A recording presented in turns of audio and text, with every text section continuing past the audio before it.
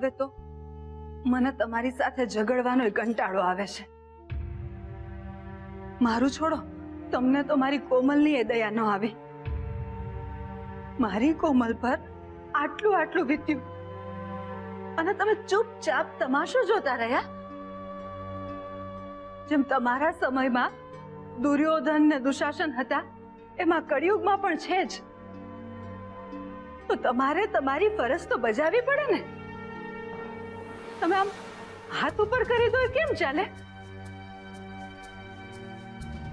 જો મારી કોમલે આ લગ્ન એની મરજીથી કર્યા હોત ને તો હું તમને કાંઈ ના કહેત.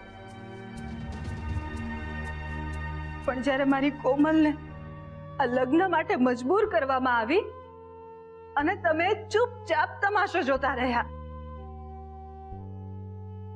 એટલે મજબૂર કરનાર વ્યક્તિને તો હવે તમારે અમારી સમક્ષ હાજર કરવી જ પડશે.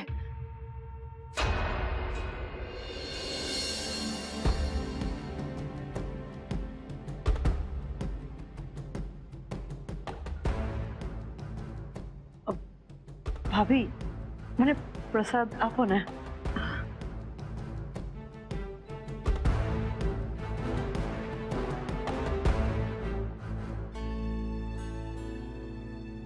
ભાભી જોડે આવો ને, મારે તમારી સાથે વાત કરવી છે. ભાભી, એકચ્યુઅલી વાત એમ છે કે તમે જે મને કહ્યું ને એના પર મેં બહુ વિચાર કર્યો અને ત્યારે જઈને મને સમજાયું કે યુ આર રાઈટ. મિહિર તો ખરેખર ખૂબ પહોંચેલો નીકળ્યો. કેમ અચાનક મિહિર તમને પહોંચેલો લાગવા માંડ્યો? ના, એટલે જે રીતે એણે કોમલનું બ્રેઇન વોશ કર્યું અને કોમલ એની વાતોમાં આવી ગઈ અને કોમલ આપણા બધાથી દૂર થઈ ગઈ, એટલે મને એવું લાગ્યું. તમને એમ લાગતું હશે ને કે હું અચાનક આમ ડાહી ડાહી વાતો કેમ કરવા લાગી, બટ આઈ સ્વેર મેં કોમલ સાથે જે પણ ડિસ્કસ કર્યું એના માટે મારું મોડર્ન થિંકિંગ જવાબદાર છે. You C. એ કઈ રીતે? અમે અમારા બચ્ચાઓને જે કરવું હોય ને એ કરવા દઈએ, આમ બહુ ક્વેશ્ચન ન કરીએ. હું એટલા માટે કોમલને સપોર્ટ કરતી હતી, પણ મિહિરને જજ કરવામાં હું થાપ ખાઈ ગઈ. આજે અચાનક માધુરીબેન પાર્ટી કેમ બદલી રહ્યા હશે? ભાભી, સાચું કહું છું, હું એના ઇનોસન્ટ ફેસના કારણે કન્વિન્સ થઈ ગઈ હતી, પણ એના લાસ્ટ 2 દિવસના બિહેવિયર પરથી મને ખબર પડી છે કે he is not fit for a princess. એટલે હવે હું એની ફેમિલીની હિસ્ટ્રી જાણીને જ રહીશ.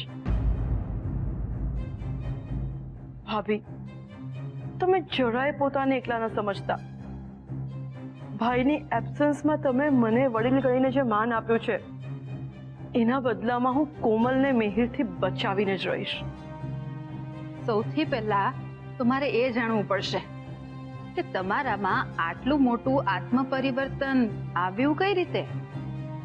ભાભી પ્લીઝ, મારા ઈરાદા ઉપર શંકા ન કરો.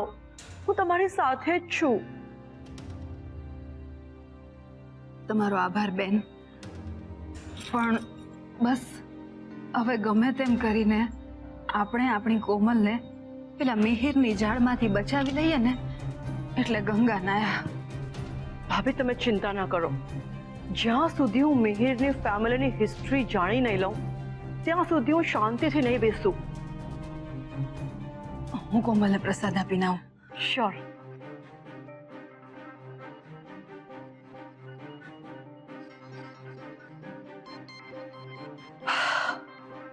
હાશ,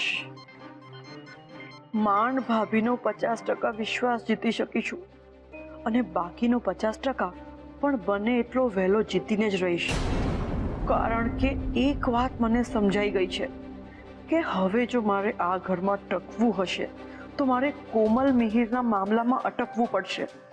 અને એટલું જ નહીં, મિહિર મારા તરફ આંગળી ચીંધે એ પહેલા મારે ભાભીની પાર્ટીમાં સામેલ થઈ જવું પડશે.